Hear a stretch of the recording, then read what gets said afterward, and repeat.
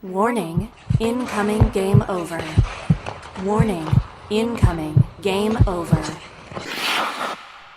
Well, there we go. That's the right screen we're looking for. Welcome to Game Over Edmonton on a night where the Oilers get goalied and somehow still pull out a win. Shout out to Vinny already in the chat, plus Oilers Time. Bob, nice to see you folks. Already getting us set for what's going to be a very good and very fun, very good vibes edition here of Game Over Edmonton. My name is Graham Mosimann, and this is one I'm going to take a little bit of blame for, because quite literally, with about 12 minutes left in the game, I tweeted out, "This is boring. It's a snooze fest." Troy Stetcher said it best, which he absolutely did when we got to his interview in the second period, or the second intermission.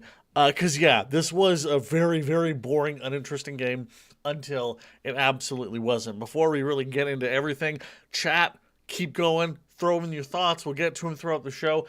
Throw them up there, and we'll work on it throughout the evening here. I want to tell you about Hyperdrive Hockey. It is the flagship podcast show that you can find across the Game Over Network. They have new episodes coming out on Tuesdays and Fridays as Max, Daphne, and Kev get into everything in the world of hockey with a very good chunk of Oilers talk as well. Give that show a listen wherever fine podcasts are sold. You can also find it on the Game Over Network main YouTube channel. Leon Draisaitl with 2 goals. Connor McDavid with 4 points. Now just 1 point away from his 1,000th, which is absolutely just silly pants, as the Oilers pull off a 4-3 overtime win against Ilya Sorokin. You can also say that it was the rest of the New York Islanders, but it was mostly Ilya Sorokin in this one.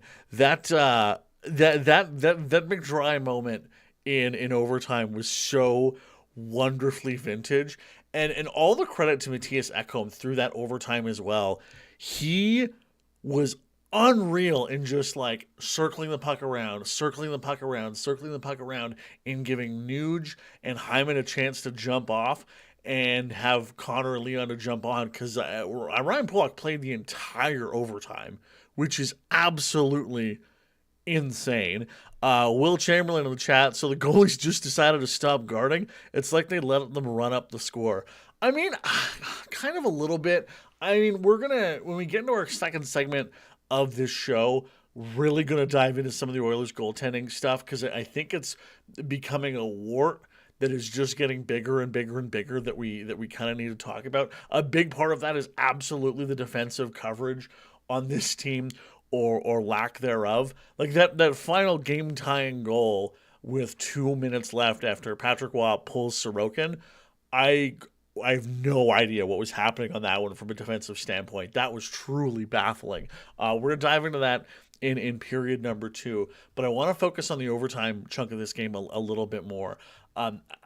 This is Chris Knobloch's 1-year anniversary of taking over this team, and this year I've definitely had like a little more moments of trepidation with him, largely because it just felt like there's been some very weird decisions when it comes to line choices and who's being put where in what situations. When the overtime came out, I did not have a great sense of things, especially when you look at the fact that the New York Islanders are the absolute best face-off team in the NHL. When you can roll out Bo Horvat and J.G. Pajot and Casey Cizikas, who may not be the best, most impactful players on the score sheet, and God, are they boring to watch. Holy boats. The possession is everything when it comes to overtime, but Connor was able to win that first faceoff, kind of take everything, and then through a couple weird lucky bounces and a risky push by Leon Draisaitl to kind of force an icing, the Oilers were able to maintain possession. So it was a little risky, but I mean, Connor was clearly cooking. There was very few things that were to stop that man from getting to 1,000 points this evening, and one of them was very clearly Ilya Sorokin. My goodness, that man is a good goaltender, and it is so hard not to get like a little frustrated and a little jealous when you look across at the Islanders bench and they have Semyon Varlamov just hanging out there as a backup goalie, and he would be instantly our absolute best goalie on this team if he happened to be on our side. I love Stu Skinner. He has some great moments through the playoffs and really pushed himself to another level. This guy's kind of starting to show a little history now, though, of being real Grant Fuhr-esque in a lot of way, but in that way that Grant Fuhr was able to save those goals at the really big moments. When it comes to Stu Skinner, it can kind of feel like 50-50 at the best of times. So we have some very cool stuff that you can grab if you'd like to support our work here over at the Game Over Network, and specifically over at Game Over Edmonton. We have merch! So if you go over to GameOverNetwork.com, you can find all of our stuff there, whether it's like the Retro Skater t-shirt or it's like some hoodies. If you're like a big goalie person, you want to support those designs, like grab those too. We have a lot of really, really, really cool stuff up there that looks very good. I'm still waiting on an order for mine to come in so I can start badly modeling it for Game Over Edmonton.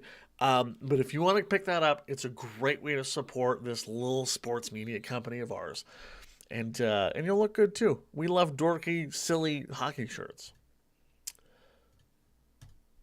There we go. That's the thing I want. See, I'm so hyped up over this Oilers win. I can't even get my freaking overlays right. It's fine.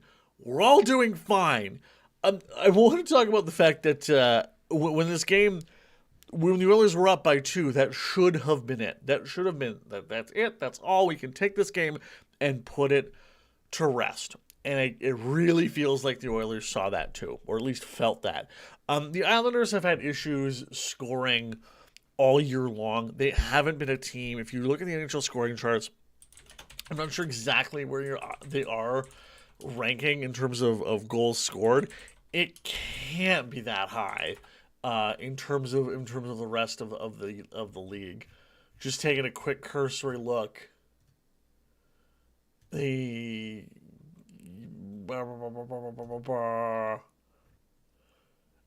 team leader in points is Kyle Palmieri with 12. Bo Horvat has 12.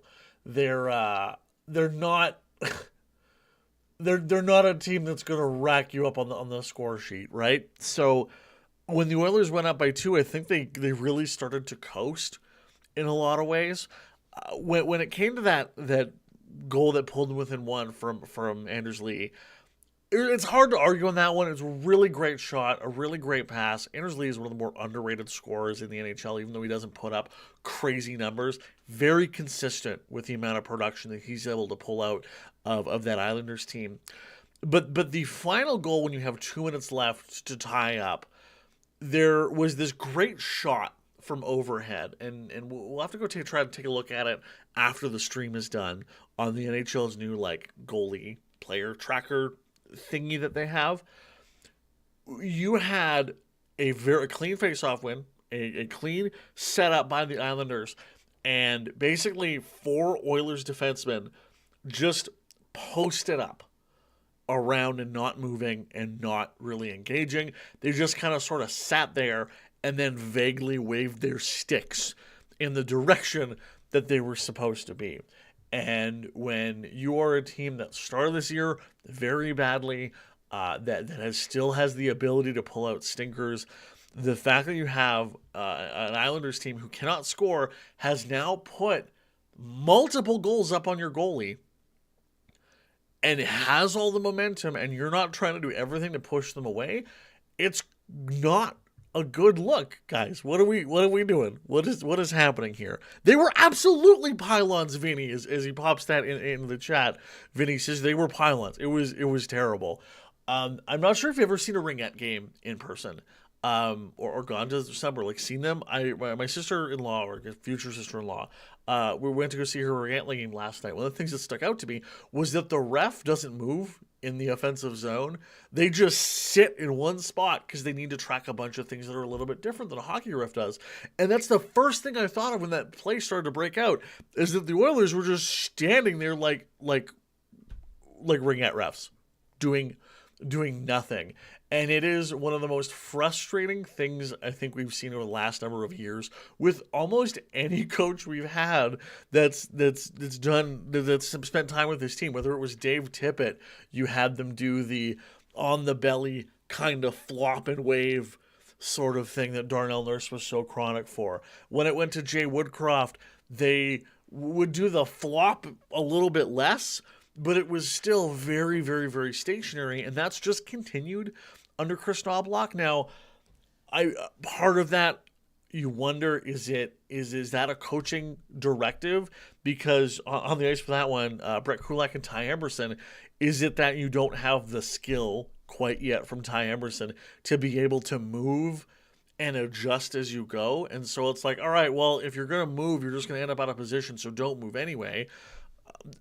I don't know. I would love to find out what the kind of plan was for that one. But it's almost become a meme at this point that when the Oilers get scored on in big moments of big games, it's almost always when the defense is standing still and not trying to engage. I think a big part is the lack of physicality that exists on the Oilers as is.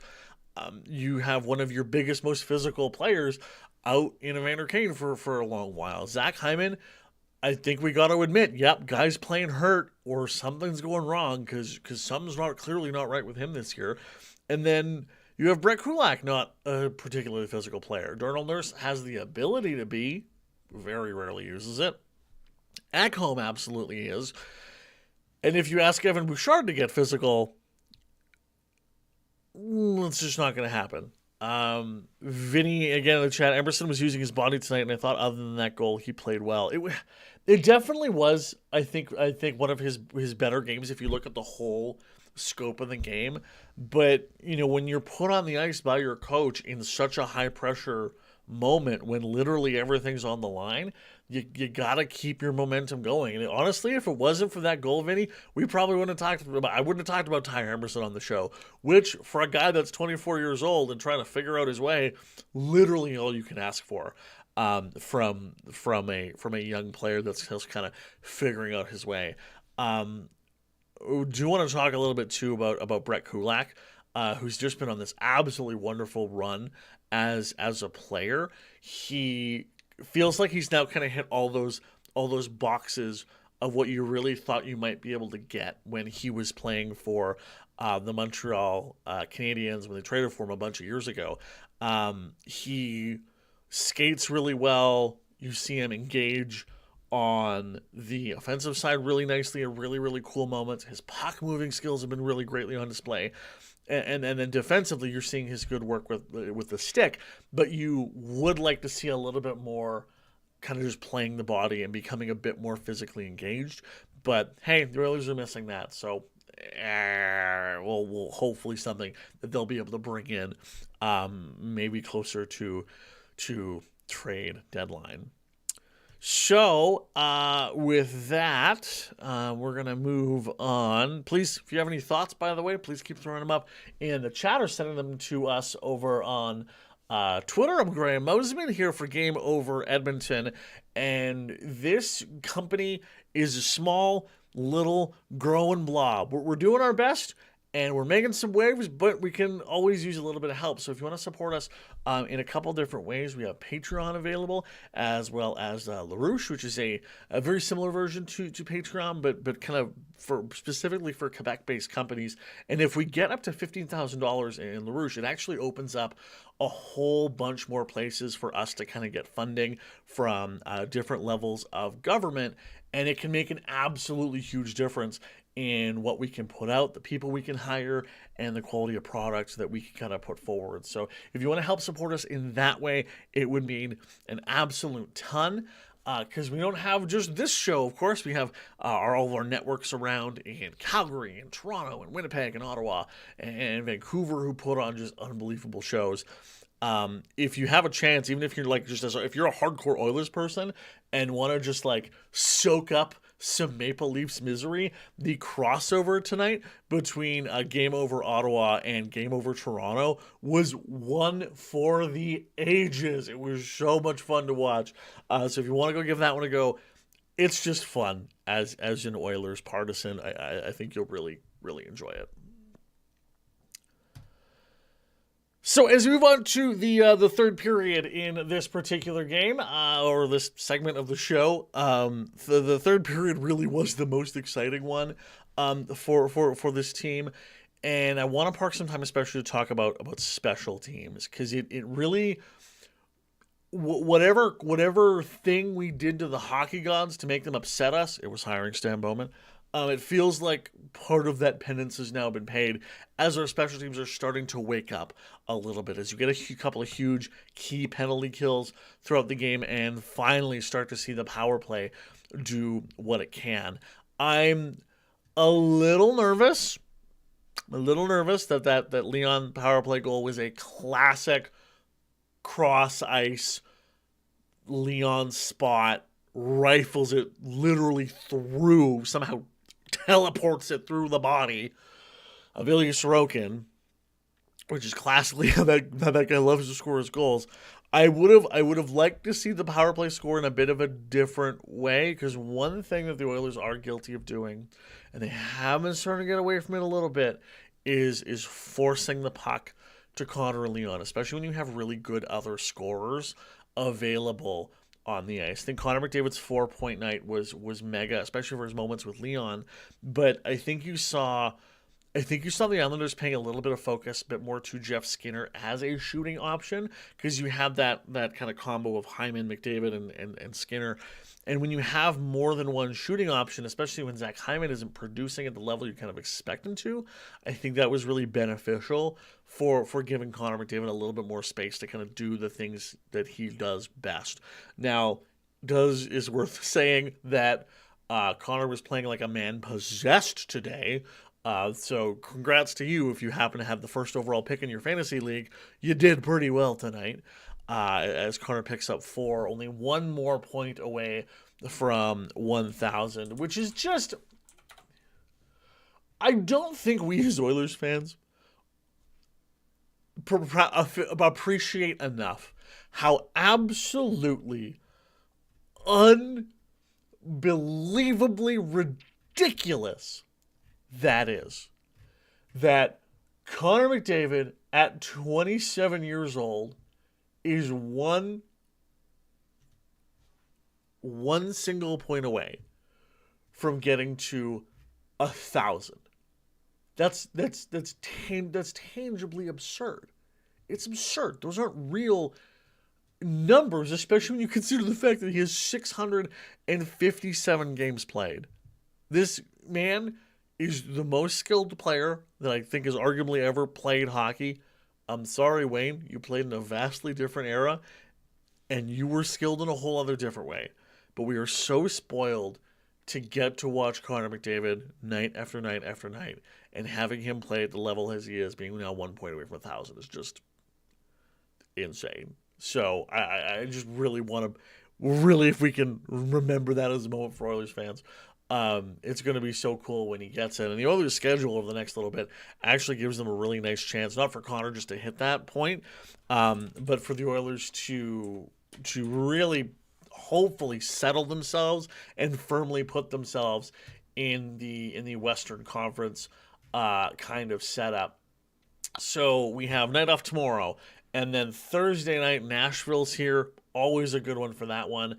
The Leafs are very feast or famine right now, but that Hockey Night in Canada one, it's going to be an early one on Saturday. That'll be a crossover episode with our pals over at Game Over Toronto. That's going to be a blast. And then you go into Montreal and Ottawa.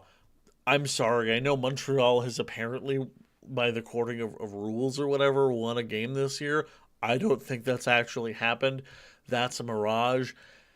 And then the Senators are the Senators. They demoed the Leafs tonight 3-0, but who knows what you're going to get. So over your next 4 games, you should be winning at least 3 of those. at least. I mean, in theory, you should be able to kind of sweep all four of them. But I mean, that back to back, when you even going, you're not going that far from Montreal to Ottawa. It's like a quick flight. It's the next day, whatever. Ottawa's always been a weirdly big problem for these Oilers team for whatever reason.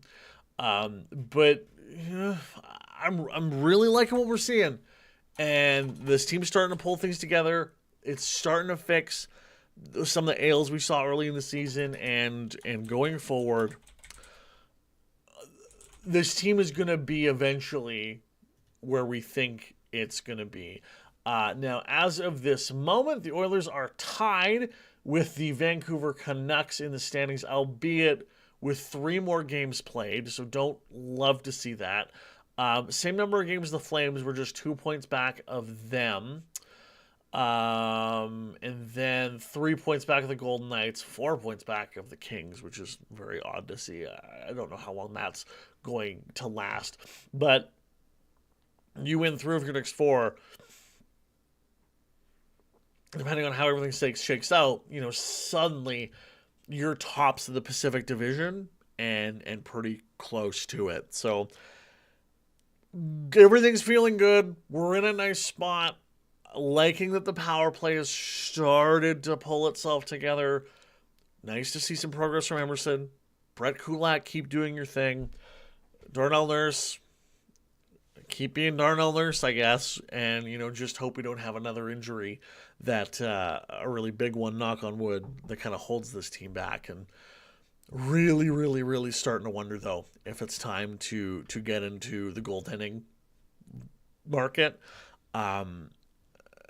At one point, when you had Stuart Skinner stopping 18 of 19 shots, things were looking good. But when you have defensive breakdowns that are as big as they were, that are leading to these grade A scoring chances, as many as they got and were able to capitalize on, at some point you want to get a save, and you need to get a save, and I'm just not entirely sure if we're full getting that from Stuart Skinner. Maybe he's a guy that needs to wait till the playoffs to turn on, but hey, he even got pulled for some games in the playoffs. So ride it out, see if we can outscore our problems for a little bit, but just something that's really starting to percolate in the worry-o-meter is do the Oilers really need to look at shoring up the goaltending? With that, we're going to move into the final segment of this here show of Game Over Edmonton. I am Graham Mosimann. Thank you so much for joining. We'll love to turn things over to the chat. If you have any burning questions, your final thoughts on the game, things that's driving you nuts, this is the point where we really want to hear from you. And before we get to that, I want to tell you about our daily podcast that goes out across the Game Over network. It's called Game On Hockey. I am very excited to be hosting that show. We are trying different things and adjusting different things and kind of evolving that show into a daily quick 10-minute news hit. So you can get all the stuff you need to know in the world of hockey coming into your podcast feed in the afternoon. You can find it on Spotify, Apple, wherever really great podcasts are found. Give us a download, give us a review, tell what you think of the show, and if you like some stuff, we'll keep doing more of it. If you don't like some stuff, we'll change it. We'll really kind of get into all of that through Game On Hockey. So it's your big kind of NHL or NPWHL kind of news blob in 10 minutes or less. Coming very soon, we'll also have the return of Game On Edmonton, a daily podcast focused exclusively on the Edmonton Oilers. Heading over to the chat, I'm going to check in with Vinny. Vinny, thanks for hanging out on the show tonight. Always good to see you pop up. Hyman caught a boosh bomb in his hand. Hopefully he's fine. Yeah, I saw that one too, him wincing on the bench and kind of flexing. I'm wondering if whatever is ailing Zach Hyman, because you're just thinking something has to be at this point. It's like wrist or upper body, maybe even shoulder, because you just see he's not forcing his way to the net and picking up those loose pucks the way he was able to last year. And yeah, his shooting percentage last year was probably a little unsustainable, but he's just not playing the same way that he did. And I assuming that is a injury-based thing, but hopefully he can work his way through it, or get some time, take some time off, and really kind of heal up as best he can. Vinny once again. Thoughts on just Podkolzin? Question mark. I don't know if you just general thoughts on Vasily Podkolzin. I mean, I'm really liking what I've seen from him. Hopefully he's not hurt, because he did kind of leave the ice a little bit gingerly near the end of regulation. He got a pretty big hit. I want to say if it was from Ryan Pulock, not 100% sure. But he took a pretty big hit and then did go off. And I'm just scoping through the post game stuff now. Haven't seen anything quite yet on the status of Podkolzin, but I've really liked his game and how it's kind of evolved over the past little while. I was talking to a friend of mine who's on the Shifts and Pucks podcast. They're very Vancouver Canucks centric, but they're good buds and put on a good show.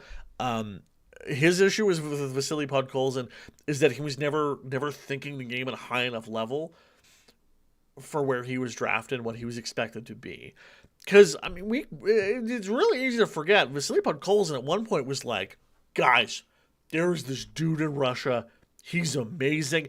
The only downside is he's got a contract. So, like, he'll take a few years to get here. But when he gets here, watch out. He's going to demo people. And you saw that draft stock pretty fall. At one point, he was ranked as high as second in some draft scouting things. I think his final international ranking was supposed to be third, if memory serves, and he ended up falling to the Canucks at 10.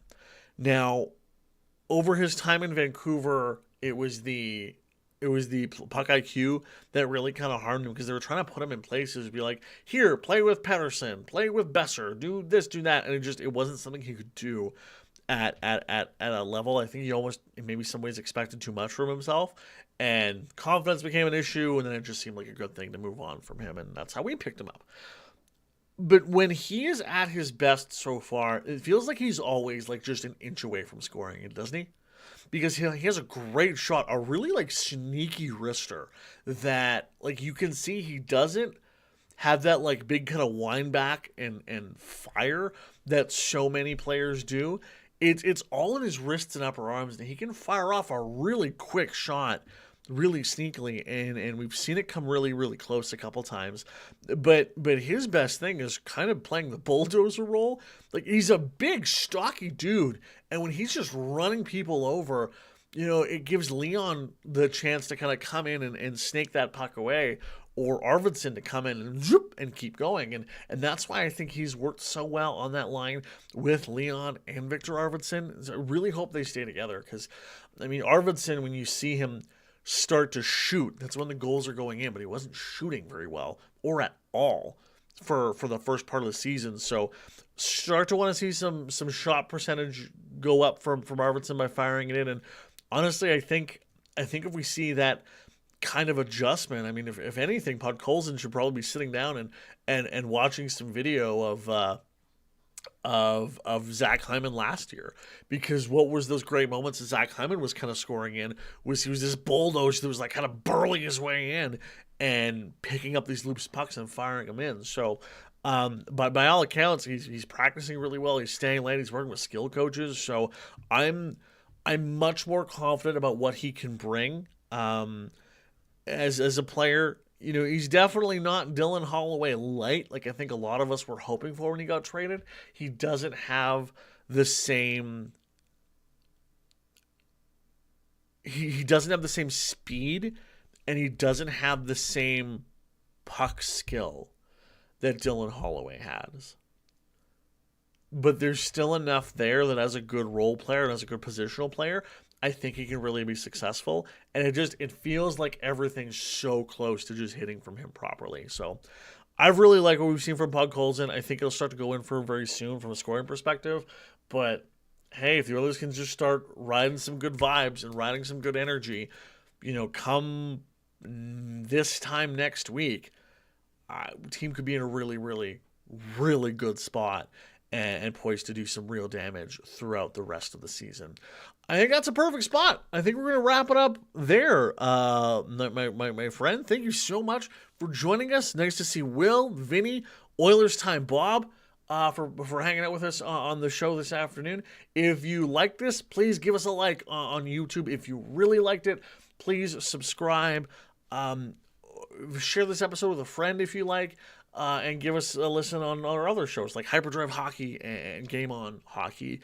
The chance to come and hang out with other Oilers fans and just be really dorky about hockey is a tremendous gift, and one that I'm very, very honored to be able to kind of share with you. So thanks so much, folks. Have yourself a wonderful evening. Our next show is Thursday, when hopefully the Oilers will have another fantastic performance, as they are oft to do against the Nashville Predators.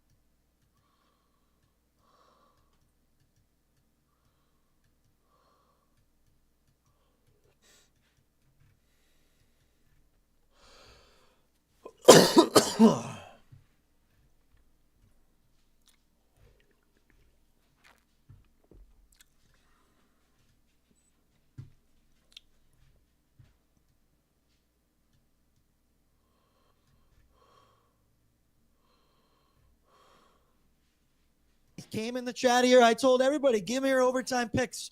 Shockingly, they were all 97 or 29.